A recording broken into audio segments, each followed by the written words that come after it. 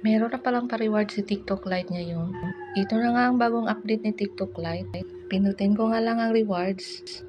At ito na nga, kailangan nating tapusin ang tasking ni TikTok Lite. Nakatasking na din na kasi ako at nang umabot na siya ng 3 piso.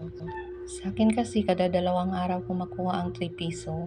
Sayang din naman kung hindi natin kukunin. At kung maipon, dadami din at pwede natin ma-load. At ayan guys, napindot ko na ang withdraw at dito tayo napunta.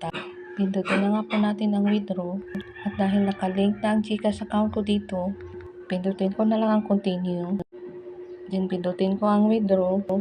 Nag-processing, please wait na siya. Hintayin na lang natin pumasok yung coin sa aking GCash. At ayan, pumasok na nga ang na-withdraw kong 3. O diba, sobrang dali lang. Sa TikTok application kasi medyo matagal, maabutan pa siya ng gabi pag nag-withdraw ka ng umaga. Pagkatapos naman ma-ex, ayan, automatic may 470 points. At yun lang naman ang gagawin natin dito sa TikTok Lite dahil yan lang ang tasking. Tapusin lang ang tasking para makaipon tayo. At dahil nakatapos na ako ng tasking sa TikTok Lite, punta naman ako sa TikTok app. At mayroon din akong kukuning rewards dito, tag 3 pa rin. Kailangan nga lang mapindot tong rewards.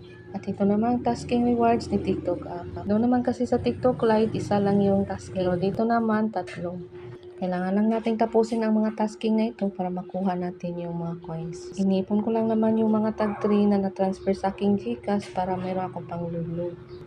Next video ko na lang ipakita kung paano tayo mag-link ng ating GCash account kay TikTok. Kung nagustuhan niyo ang video na ito, paki-like, follow, and subscribe for new videos tutorial. Maraming salamat!